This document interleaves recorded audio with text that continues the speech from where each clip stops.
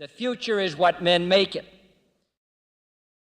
The greatest leader of our time has been struck down by the foulest deed of our time.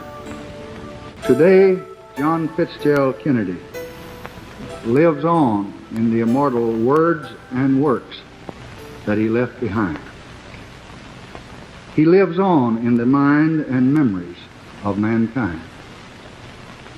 He lives on in the hearts of his countrymen. No words are sad enough to express our sense of loss. No words are strong enough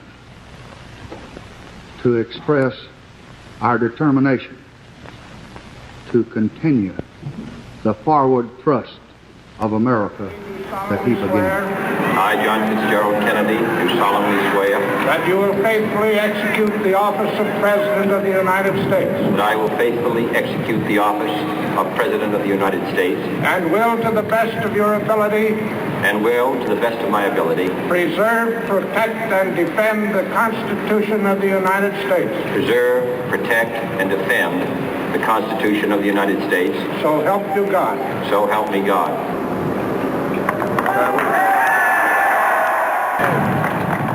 In the long history of the world, only a few generations have been granted the role of defending freedom in its hour of maximum danger. I do not shrink from this responsibility. I welcome it.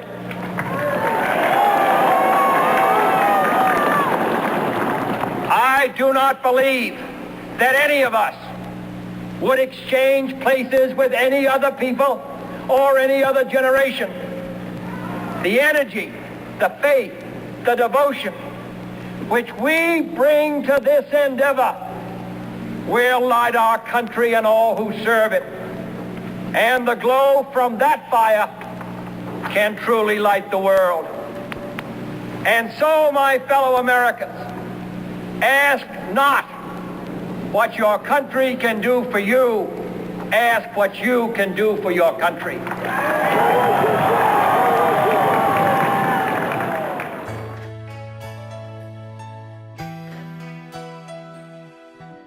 For the great enemy of the truth is very often not the lie, deliberate, contrived, and dishonest, but the myth, persistent, persuasive, and unrealistic.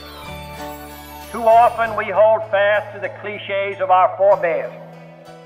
We subject all facts to a prefabricated set of interpretations. We enjoy the comfort of opinion without the discomfort of thought. This debate will involve military, scientific, and political experts, but it must be not left to them alone. The right and the responsibility are yours. If we are to open new doorways to peace, if we are to seize this rare opportunity for progress, if we are to be as bold and far-sighted in our control of weapons as we have been in their invention, then let us now show all the world, on this side of the wall and the other, that a strong America also stands for peace. There is no cause for complacence. We have learned in times past that the spirit of one moment or place can be gone in the next.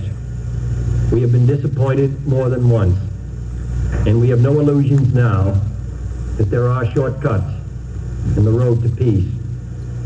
At many points around the globe, the communists are continuing their efforts to exploit weakness and poverty. Their concentration of nuclear and conventional arms must still be deterred. The familiar contest between choice and coercion, the familiar places of danger and conflict, are all still there. In Cuba, in Southeast Asia, in Berlin, and all around the globe, still requiring all the strength and the vigilance that we can muster. Nothing could more greatly damage our cause than if we and our allies were to believe that peace has already been achieved and that our strength and unity were no longer required. And while we believe not only in the force of arms, but in the force of right and reason, we have learned that reason does not always appeal to unreasonable men, that it is not always true that a soft answer turneth away wrath, and that right does not always make right. Might. In short, we must face problems which do not lend themselves to easy or quick or permanent solutions. Presidents or congressmen or governors, but every citizen of the United States. This is one country. It has become one country because all of us and all the people who came here had an equal chance to develop their talents. We cannot say to 10% of the population that you can't have that right. That your children can't have the chance to develop whatever talents they have. That the only way that they're going to get their rights is to go in the street and demonstrate. I think we owe them and we owe ourselves a better country than that.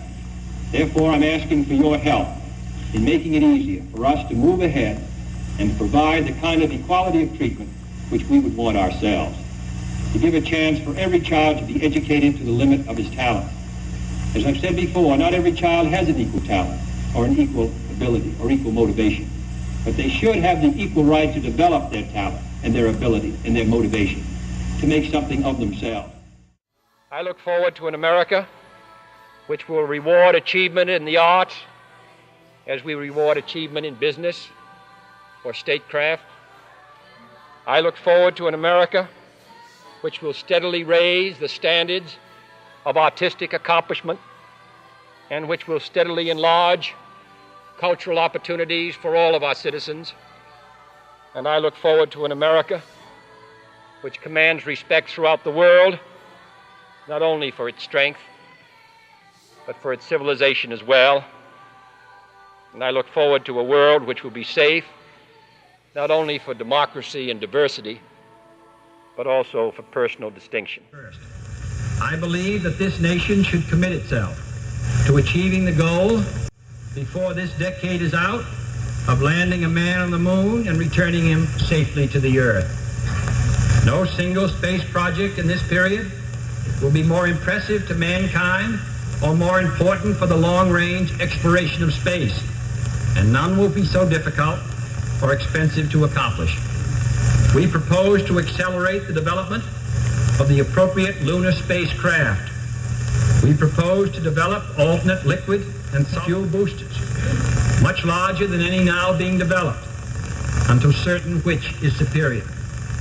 We propose additional funds for other engine development and for unmanned exploration, explorations which are particularly important for one purpose which this nation will never overlook: the survival of the man who first makes this daring flight. But in a very real sense, it will not be one man going to the moon. If we make this judgment affirmatively, it will be an entire nation, for all of us must work to put him there. But this nation was not founded solely on the principle of citizen rights. Equally important, though too often not discussed, is the citizen's responsibility.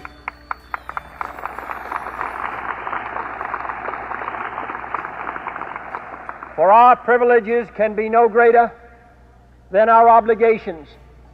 The protection of our rights can endure no longer than the performance of our responsibilities. Each can be neglected only at the peril of the other. I speak to you today, therefore, not of your rights as Americans, but of your responsibilities. They are many in number and different in nature. They do not rest with equal weight upon the shoulders of all. Equality of opportunity does not mean equality of responsibility. All Americans must be responsible citizens, but some must be more responsible than others by virtue of their public or their private position, their role in the family or community, their prospects for the future, or their legacy from the past. Increased responsibility goes with increased ability. For of those to whom much is given, much is required.